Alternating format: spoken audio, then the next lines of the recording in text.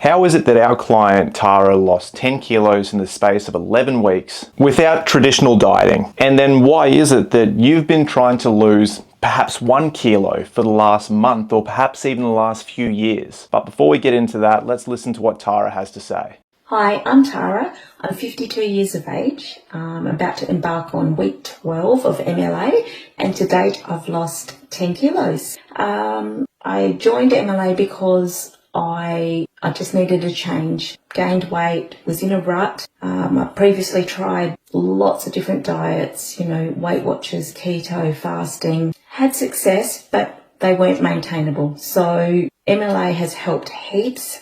It's family friendly, it's easy, it's everyday foods, no good food, no bad food. It's just following the plan. I love it. I would definitely recommend it to anyone who is looking to lose some weight and get fit. Pretty cool, right? So let's look at some common roadblocks, particularly women run into when it comes to losing weight. Maybe I'm too old to lose weight. Perimenopause, which, as you know, my wife is currently going through, and she's an absolute little angel. She's so sweet, not cranky at all. Menopause. Now, when we look at these contributing factors, I want to get you to change your mind on what this actually means. Now, first of all weight loss requires is a calorie deficit.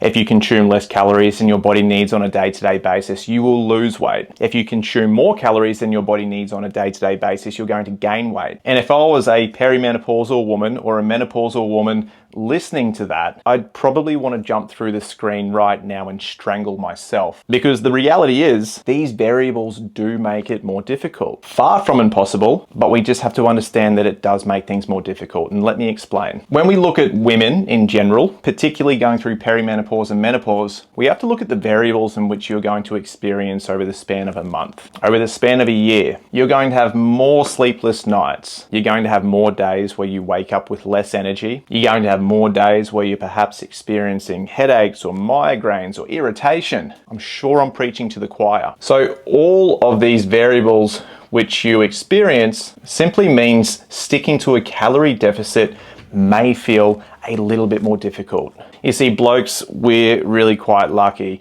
For the most part, we're born, our hormones run pretty clear, pretty straight our entire lives, and then one day we just die. Where the ups and downs with women's hormonal fluctuations just makes the whole process of, I suppose, staying on track just a little bit more difficult. But it doesn't have to be as difficult as you think. You see, the issue with this stage of life is you start to think that you have to do more, or you have to do something drastic to achieve a weight loss result or improve your energy. Whereas this more often than not can come and backfire. You're already potentially underslept. You're already potentially experiencing migraines or negative thoughts or a change in your mental health in general. And then we go through fasting on top of this, or keto, or a juice cleanse, or some really extreme restrictive diet, which, to be completely honest, would be difficult to stick to if your hormones were fluctuating at a normal level. So what happens with a lot of women when you dive into these fad diet style approaches is A, it makes you feel a lot more miserable, and B, perhaps you get some short-term results, but it's not something that you can sustain for very long. So you may find yourself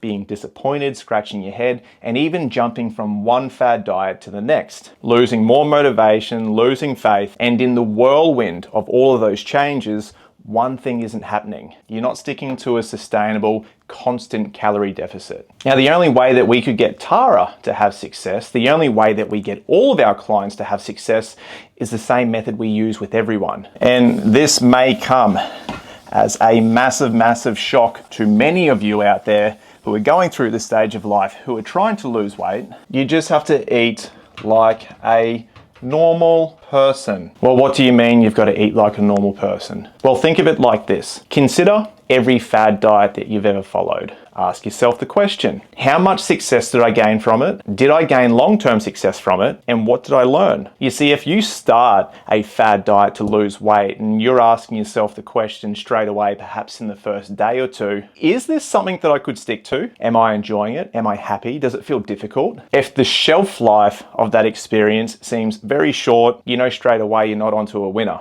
Eating like a normal person means that we have to understand that there's no such thing as as a bad food. There's no such thing as a good food. We just have to acknowledge that to have success with weight management, we just have to make the better choice with our calories most of the time, and that is exactly what we did with Tara. Now, when you realize that you've still got the ability to eat carbs, have the occasional alcoholic beverage, which, ladies, trust me, you actually do want to minimize this one, but you still can do it every now and then. You can still have a social life. You realize that one meal off plan doesn't mean it's the end of the world. This is what creates long-term success. The average weight loss for our clients is anywhere from 0.5 to 1 kilo each week. Our clients also understand that sometimes the scales will go up, and then sometimes the scales will go down. Did you know that in the history of weight loss, nobody's weight loss journey has ever been one straight line down, even whilst you're in a successful calorie deficit? Not understanding how to read the scales is one of the biggest reasons so many people don't succeed. You see the first spike on the scales, you assume you're doing something wrong because you had a bloody croissant at the coffee club with Patricia, and you think that the world's over. If you stick to a consistent calorie deficit, your body fat will continue to drop down on a very consistent basis. And all these little spikes that you see sometimes on a daily basis, they've got nothing to do with body fat. I mean, let's think about it. We're not just one big walking blob of body fat, despite what you think. We're going to see weight fluctuations daily due to hydration levels, weight fluctuations due to digestive timing. And ladies, can I please get a round of applause? We are going to see some weight fluctuations due to hormonal fluctuations. Now, Tara had success with her weight loss journey because she understands what scale fluctuations mean. Ladies, you are far from broken. Trust me, you have got the ability to lose just as much weight as the next person. And the only reason you're currently not succeeding is because you have unrealistic expectations of the rate of weight loss. You're following a fad diet, which is teaching you nothing about long-term weight management, and even those finer details like not understanding what scale fluctuations mean. Weight loss and weight management has got nothing to do with being on a fad diet or punishing yourself by not going to social events or sitting at home on the weekend on a Saturday night and eating bowls of lettuce in the dark. This doesn't work. Just because you're over the age of 40 doesn't mean that you have to go and reinvent the wheel and start doing crazy things. You need to reintroduce the basics back into your life, form a good relationship with food, a good relationship with exercise, and understand that the only way that you can have success is to actually adopt a lifestyle. If you enjoyed this clip and you'd like to learn more, please feel free to drop a comment below, and I'll catch you on the next one.